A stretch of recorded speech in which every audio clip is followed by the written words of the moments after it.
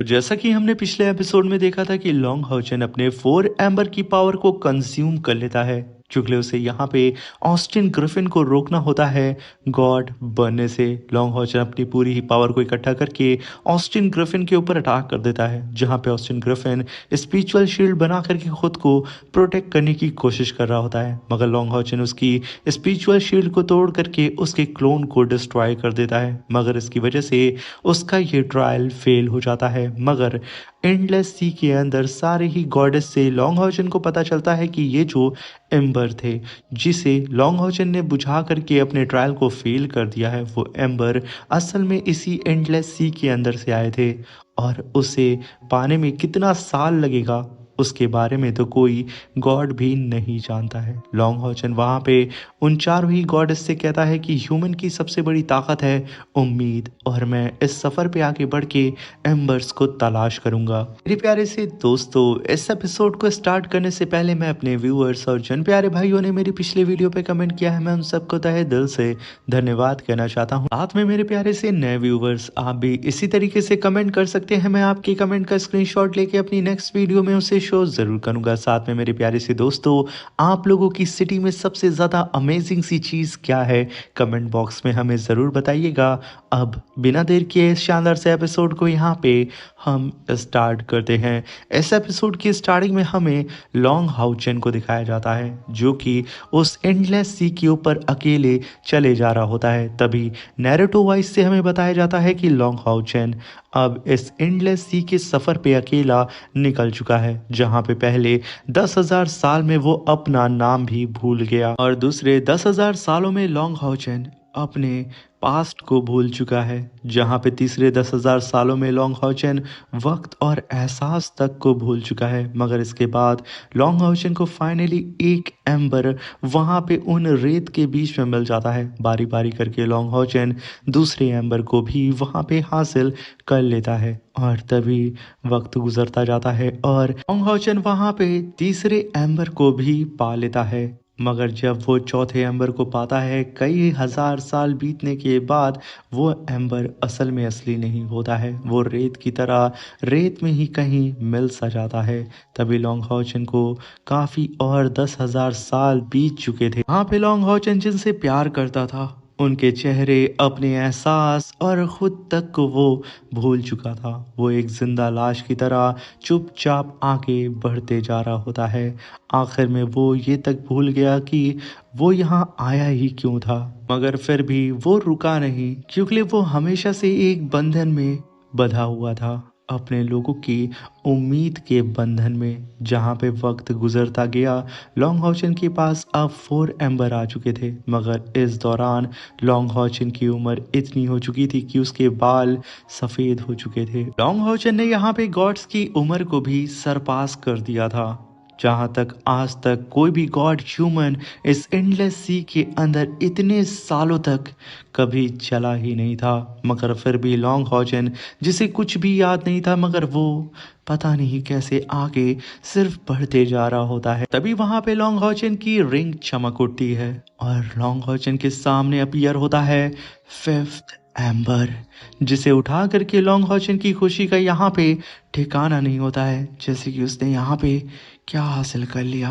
तभी लॉन्ग हाउचन देखता है कि वो स्टोन अब 5th एम्बर ऑफ लाइट में कन्वर्ट हो जाता है, जिसे पकड़ते ही लॉन्ग हाउचन को सारी ही चीज़ें धीरे धीरे करके याद आने लगती हैं, और लॉन्ग हाउचन खुद टेलीपोर्ट होकर के गॉडहुड पाथ के अंदर आ जाता है।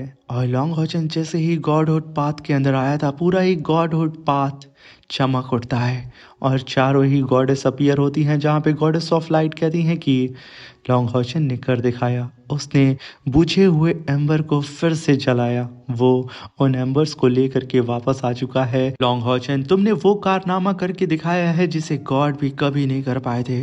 लॉन्ग हाउचन, चाइल्ड ऑफ लाइट, मैंने तुम्हारी लाइट की जर्नी को देखा है, उस सफ़र को देखा है। तुम गॉड ऑफ लाइट बन चुके हो, तुम इसके लिए वर्दी हो, तुम रोशनी से भी आगे बढ़ चुके हो। तुमने जो डिवाइन थ्रोन कमाया है, वो इस दुनिया ने पहले कभी नहीं देखा है। Divine throne of light and hope, तभी वहां पे बीस्ट गॉड कहते हैं कि जिस दिन से तुमने सॉर्ड ऑफ सेलिवेशन को उठाया उस दिन से तुमने 128 मिलियन स्ट्राइक की तेजी से हर रात तुम्हारी सोल के ऊपर एक नई जिंदगी का आगाज होने लगा। 32 मिलियंस जिंदगी दोबारा सूरज और चांद की रोशनी में जी उठी सिर्फ तुम्हारी वजह से। तभी वहां पे गॉडेस ऑफ स्काई कहती हैं कि जिस दिन से तुमने पाथ ऑफ सेलिब्रेशन को अपनाया अरबों लोगों की उम्मीदें तुम्हारे कंधे पे आ गई। 5000 नए जख्म पुराने निशानों पर चढ़ गए और सब तुम्हारे आर्मर के नीचे छुप गए। तभी गॉडेस ऑफ नेचर कहती हैं कि जिस दिन से तुमने ड्यूटी ऑफ सेलिब्रेशन को अपनाया तुम्हारी शील्ड हमेशा लाइट की हिफाजत करती रही। तुम्हारी स्वॉर्ड हमेशा डार्कनेस के खिलाफ गिरती रही। कभी नहीं रुके कभी नहीं झुके तुम लॉन्ग हाउ चैन। अभी वहां पे गॉडेस ऑफ लाइट कहती हैं कि 28 मिलियन स्वॉर्ड स्ट्राइक और एक भी तुम्हारे लिए नहीं। जब गॉड एम्बर्स बुझ गए तब तुम पहली रोशनी बने जो इटर्नल नाइट को चीर कर निकले। अगर कोई एक शख्स है जो इस ताकत को इस्तेमाल कर सकता है, जो तमाम लोगों को डायरेक्शन दे सकता है, उन्हें बचा सकता है, तो वो सिर्फ तुम हो। God of light and hope long how chain. और तभी हम देखते हैं कि लॉन्ग हाउचैन की आंखों के सामने उसके एम्बर आपस में फ्यूज होकर के थ्रोन का शेप लेने लगते हैं और उसकी बॉडी के ऊपर एज अ कवच अपीयर होने लगते हैं। तभी हमें नैरुतो वाइज से बताया जाता है कि 2 मिलियन से ज़्यादा सनसेट और सनराइज के बाद जब से गॉड गिर गए थे आज एक नया God of light and hope पैदा हुआ है और इस दुनिया में एक बार फिर बेइंतहा उम्मीद की किरण फिर से अपीयर हो चुकी है। एक नए दौर की शुरुआत हो चुकी है और तभी हम वहां पे लॉन्ग हाउचन के God of light and hope के नए लुक को देखते हैं जिसमें लॉन्ग हाउचन सच में काफी ज्यादा टेरिफाइंग लग रहा होता है और वहीं पे ट्रायल वर्ल्ड के अंदर एक नया सूरज उग उठता है। चारों ही तरफ रोशनी की किरण खल जाती है और चारों ही गॉडेस लॉन्ग हॉचन को चारों ही दिशाओं से घेर के खड़ी होती हैं और वहीं पे ट्रायल वर्ल्ड के अंदर लोगों की खुशी का ठिकाना नहीं होता है जहां पे लॉन्ग हॉचन अपने थ्रोन इटर्नल एंड क्रिएशन को भी समन कर लेता है और उसके ऊपर जा कर के बैठ जाता है। मगर तभी वहां पे क्रिएटर गॉड की आवाज़ आती है कि God of light and hope ये टाइटल तुम पर बहुत जचता है। अपने डिवाइन थ्रोन के साथ अब तुम इटर्नल और क्रिएशन डिवाइन सील थ्रोन की असली ताकत को इस्तेमाल कर पाओगे। तभी लॉन्ग हॉचन के पास एक सोल बटरफ्लाई अपीयर होती है। लॉन्ग हॉचन अपनी आंखों के सामने अब क्रिएटर गॉड को देख पा रहा होता है जहां पे क्रिएटर गॉड कहते हैं कि इस थ्रोन के अंदर अभी बहुत सी एबिलिटी छुपी हुई हैं जो वक्त आने पर तुम्हें मिलेंगी। तभी लॉन्ग हॉचन तुरंत अपने थ्रोन से उतरता है और क्रिएटर गॉड के पास आके कहता है कि मैं देख पा रहा हूँ कि आपकी पावर बहुत ही तेजी से गिरते जा रही है और आप कमजोर होते जा रहे हैं। अभी वहां पे क्रिएटर गॉड कहते हैं कि मैं तो सिर्फ अपनी डिवाइन कॉन्शियसनेस का सिर्फ एक छोटा सा हिस्सा ही अब यहाँ पे मौजूद हूँ।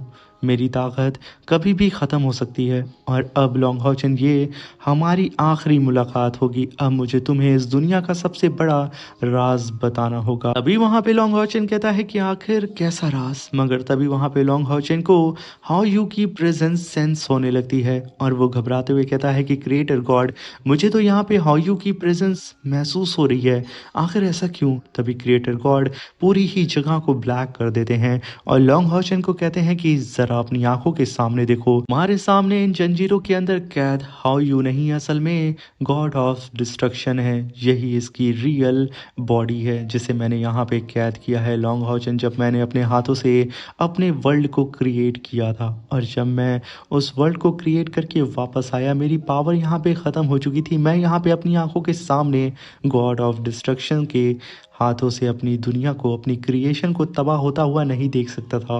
इसलिए मैंने अपने डिवाइन थ्रोन को त्याग करके उसे ख़त्म करके यहाँ पे गॉड ऑफ डिस्ट्रक्शन को ही सील कर दिया इसी जगह पे। और चाहे यहाँ पे God of destruction how you के रूप में हो या फिर तुम्हारे सामने वो खुद एक क्लोन के रूप में, उसका सिर्फ एक ही मकसद था डिवाइन थ्रोन को छीनना और अपनी पावर को वापस से पाना और इस सील को तोड़ना। और लॉन्ग हॉजन एक ना एक दिन ये इस सील को तोड़ करके बाहर आ जाएगा और तब तुम्हें इसे रोकना होगा। ये कहने के साथ क्रिएटर गॉड लॉन्ग हॉजन को सॉर्ड ऑफ क्रिएशन देते हैं और लॉन्ग हॉजन से कहते हैं कि मैंने गॉड ऑफ डिस्ट्रक्शन को असल में होली डीमन कॉन्टिनेंट के अंदर ही सील किया है और इसी वजह से हायू ने तुमसे डेस्टिनी कॉन्ट्रैक्ट बनाया था। किस्मत तुम्हें यहाँ तक लाना चाहती थी। लॉन्ग हॉजन, तुम इस दुनिया के पहले और अनोखे गॉड हो और तुम खास भी हो। मेरा मिशन आखिरकार अब पूरा होता है। अब आगे का रास्ता तुम्हारा है। जाओ और इस दुनिया को बचाओ। लॉन्ग हॉजन कहता है कि बिल्कुल, जिस तरीके से आप इस दुनिया को चाहते हैं उसी तरीके से मैं भी इसे चाहता हूँ। अभी वहाँ पे क्रिएटर गॉड कहते हैं कि इटर्नल फ्लेम जो अंधेरे को जला डालेगी, वो लाइट ऑफ होप जो एंडलेस नाइट को रोशन करेगी और सारी क्रिएशन के सामने ऐलान करेगी इस दुनिया का नया गॉड कौन है। तभी लॉन्ग हाउचन कहता है कि मेरा नाम लॉन्ग हाउचन है और मैं इस दुनिया का नया God of light and hope हूँ। ये कहने के साथ लॉन्ग हाउचन अपनी पावर को अनलेश करता है, जहाँ पे लॉन्ग हाउचन के सामने सारे के सारे जितने बीस्ट होते हैं वो सब के सब नील डाउन हो जाते हैं। और तभी हमें 7 डेज अर्लियर गॉडहुड पाथ का सीन दिखाया जाता है, जहाँ पे 4 गॉडेस डीमन एम्परर को कह रही होती हैं कि रुक जाओ एक और कदम और तुम पूरी दुनिया को तबाह कर दोगे। मगर डीमन एम्परर अपने कदम को उन लोगों की तरफ बढ़ाते हुए कहता है कि मुझे इससे कोई फर्क नहीं पड़ता है और ना ही मुझे कोई परवाह है, ये दुनिया बचे या फिर तबाह हो जाए। ये कहने के साथ वो अपने कदम आगे बढ़ाते हुए अपनी पावर को लगातार अनलेश कर रहा होता है। और इसी के साथ ये शानदार सा एपिसोड यहाँ पे ख़त्म होता है। Thank you for watching.